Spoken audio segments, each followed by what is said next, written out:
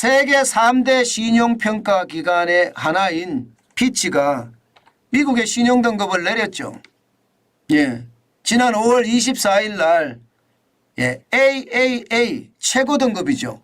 예, 부정적에서 8월 1일을 기해서 AA 2단계로 강등을 했습니다. 최고 등급에서 2등급이 됐다. 1등급에서 2등급이 됐다는 거예요. 1994년 이후에 29년간 유지해 오던 예, 최고 등급을 지금 한순간에 훅 내렸어요. 그러니까 시장에서는요, 당연히 말입니다. 반응이 나올 수밖에 없습니다. 예, 12년 전에 S&P가 신용등급을 내릴 때 그때도 시장은 진짜 출렁출렁했거든요. 적어도 2달간 이상 왔다 갔다 했습니다. 그처럼 말입니다. 시장에 충격이 많이 왔었다는 이야기죠. 예, 전문가들은요, 아니 피치가 왜 갑자기 미국의 신용등급을 내려? 뜬금없다. 이게 말도 안 된다. 기이하다. 심지어 예, 미국 정부조차도 말입니다.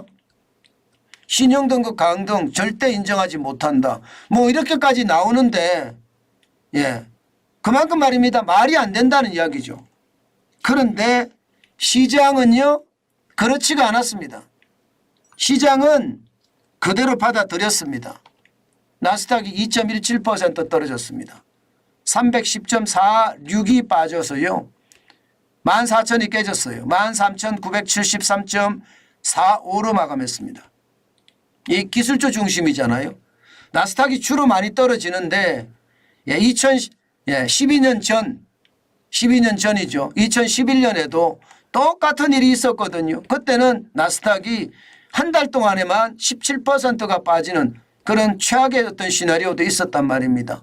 지금 2.17%가 빠졌다는 건 시장의 영향이 제한적이다 이야기를 하지만 시장은 심리로 움직이니까 많은 전문가들 정부조차도 이거 별것 아니야 이렇게 이야기하는데 투자자들은 겁이 나는 거예요.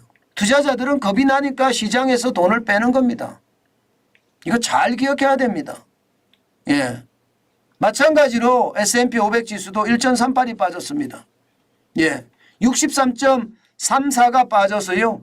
4,513.39로 마감했어요. 대형주도 이렇게 빠졌단 말입니다. 대형주도. 어디 그뿐입니까? 예. 다우산업지수도 0.98이 빠졌습니다. 348.16이 빠져서 35,282.52로 마감했습니다. 중요한 것은 여러분 전체적으로 말입니다. 장 시작과 동시에 계속해서 우하향했다는 데 있습니다. 다우산업지수도 우하향을 계속했죠. 이게 충격이 있다는 뜻으로 받아들여야 되거든요. 예, S&P 500 지수도 우하향을 했습니다. 마찬가지 나스닥 종합지수도 우하향을 했습니다. 뭔가 반등하는 기미가 조금은 있었지만 전체적으로 나빠졌다는 거예요. 결국 말입니다. 예, 무디스가 발표한 내용이나 이게 시장에는 충격을 안 준다고 이야기를 하지만 이미 심리적으로는 많은 타격을 받았다 이렇게 생각을 하고요. 게다가 무디스가 이야기하는 핵심 3가지 있잖아요. 핵심 3가지. 핵심 3가지가 재정이 나쁘다.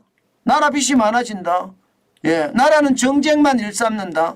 이 3가지가 결국 많은 사람들의 심리에 공감을 얻었다는 뜻으로 저는 해석합니다.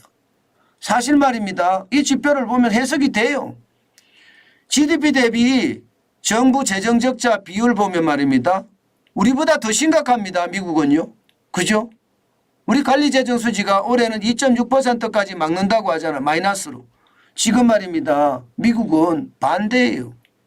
예, 지금 2022년에 재정 적자가 3.7%였고요. 2023년 올해는 6.3%예요. 지금 무디스가 이렇게 피치가 이렇게 생각을 하고 있습니다. 2023년에는 6.6%고요. 2025년 6.9%. 예, 피치가 이렇게까지 생각을 하는 것은 결국 말입니다. 예, 이게 시장에 위협이 있다는 뜻입니다. 제가 무디스라고 한 말이 조금 틀렸네요. 그죠? 예, 피치가 이야기한 겁니다. 3가지. 예, 3가지도 말입니다. 재정 적자라든가 나라 빚이라든가 정쟁이라든가 이런 것 말입니다. 지금 분명한 것은 시장에서는요, 전문가나 정부는 아니라고 이야기한다. 시장엔 제한적이라고 하지만 시장에는 영향을 미치고 있다. 뭐 이 정도로 해석하는 게 좋을 것 같습니다. 예. S&P가 그러니까 2011년에 이게 떨어뜨렸을 때하고 지금하고 분명히 비교를 해보면 다를 수는 있을 거예요. 왜? 그때 경제 환경하고 지금 경제 환경하고 틀리기 때문에. 그렇지만요. 분명히 심리적 충격은 저는 있을 것으로 그렇게 예상합니다.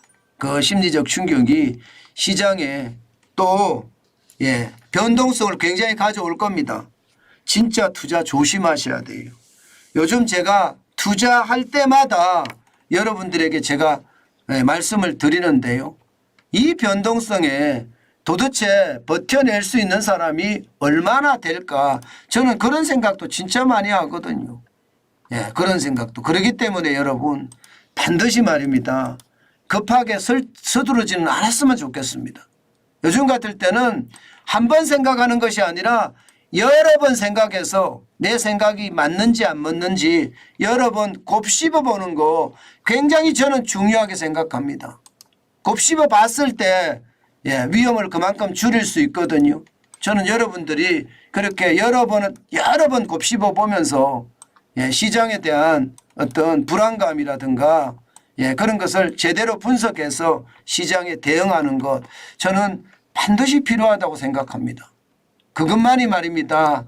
저는 여러분들이 이 위기를 극복할 수 있는 방법이라고 생각을 하고요. 지금 이 와중에 내 돈을 지킬 수 있는 그런 아주 핵심적인 게 아닐까 싶습니다. 시장을 그냥 맹목적으로 절대로 따라가지 마시고요. 시장을 볼 때 저는 여러분에게 자꾸 말씀을 드리는데 지금은 진짜 지독하게 봐야 돼요. 그렇지 않고 말입니다. 시장을 가볍게 보잖아요. 시장을 가볍게 보는 자체가 말입니다. 시장한테 당할 수가 있습니다. 저는 그렇게 여러분에게 다시 한번 또 말씀을 드립니다.